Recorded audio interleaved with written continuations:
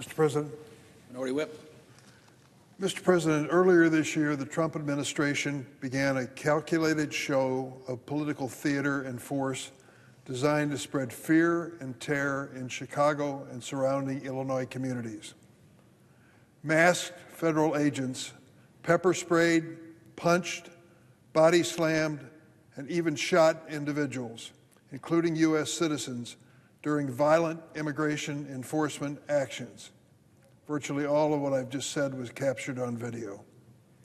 They deployed tear gas canisters against clergy, broke into apartments, zip-tied children. When they were required by the federal courts to disclose how many people had been detained, they came up with 600 names. 16 of the 600 had any criminal record whatsoever. 16 out of 600. President Trump has not gone after the worst of the worst as he promised. Instead, he's brought some of the worst, most unprofessional, and most poorly trained federal law enforcement officers and agents into our city. Because of his so-called Operation Midway Blitz, children are afraid to go to school. Businesses are closing, and families are being torn apart. Yet the Trump administration shows no regret. They're reveling in the fear and chaos they are creating. Look at the Border Patrol official Gregory Bovino. On Tuesday, he returned to Chicago after leaving last month, bringing his campaign of fear to North Carolina and New Orleans. As soon as he arrived back in Chicago, Mr. Bovino went to the picket line of Local 705 of the Teamsters at Mauser Packaging Solutions. These workers are on strike for better benefits, safer working conditions, and measures to prevent ICE from entering their workplace without a federal judicial warrant. Bovino brought federal agents to this picket line to intimidate and interrogate these workers. He laughed in their faces as they demanded better working conditions. In court testimony, Mr. Bovino has praised federal agents' use of excessive force as exemplary, even after multiple U.S. citizens were hospitalized following their encounters with his federal agents. When addressing federal agents prior to a confrontation with peaceful protesters, Mr. Bovino stated, and I quote, "If someone strays into a pepper ball, then that's on them." Bovino has tear-gassed peaceful crowds, encouraged his agents to fire pepper balls at protesters, and threatened to go, quote, "even harder on the streets" when federal judges dared to order him to follow the law. But Mr. Bovino is not alone in his cruelty. Many Trump administration officials have been posting and gloating about their clear violations of constitutional rights. While President Trump has given them carte blanche to violate the law, there is a reality ahead. One day, President Trump will not be in the White House. When he goes, those who ordered these lawful activities finally may be held accountable and prosecuted. Section 242 of Title 18 of the U.S. Code makes it a crime for a federal law enforcement official acting under color of law to violate the constitutional rights of any person.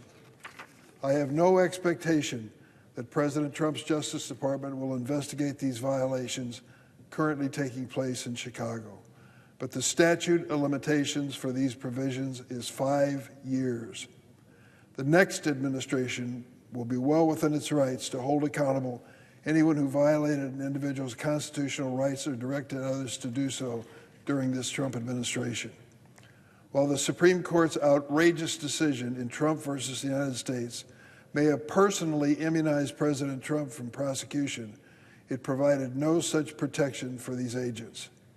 The Trump administration officials responsible for the use of excessive force or unlawful detention may face criminal consequences for their role in Midway Blitz.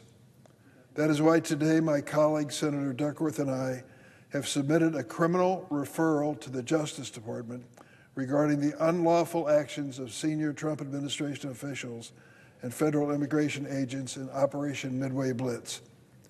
To take one example, a Border Patrol agent shot a Chicago woman multiple times. Body camera video reportedly shows the agent threatening the woman, saying, "Do something," and then I'll delete the next term he used, prior to shooting her.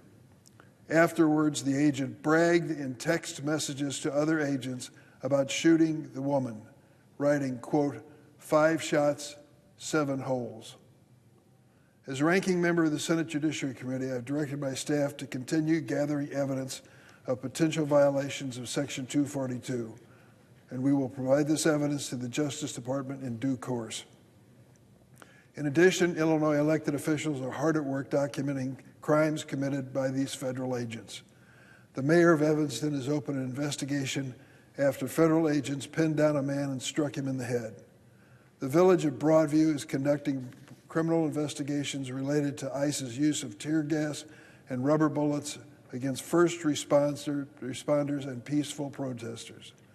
Tomorrow, the Illinois Accountability Commission will hold its first public hearing, which will examine the widespread use of chemical agents during Midway Blitz. There will come a time when the people responsible for these assaults, tear gassing, and unjust detention during this lawful immigration action will face real accountability. These officials swore an oath when they began their service to preserve and protect the Constitution. But in their role as federal law enforcement officials, there is ample evidence they violated the very rights they promised to defend. Today, I'm putting those participating in Operation Midway Blitz on notice. You can continue to terrorize people. You can ignore the rulings of our courts, our laws, and our Constitution. You can hide behind your masks. You can ignore due process requirements of the Constitution. The day will come when justice will be served. The day will come when you will be held accountable. The day will come when this pitiful display of meanness and intolerance will become one of the saddest chapters of our nation's history, and you will be held accountable. I yield the floor.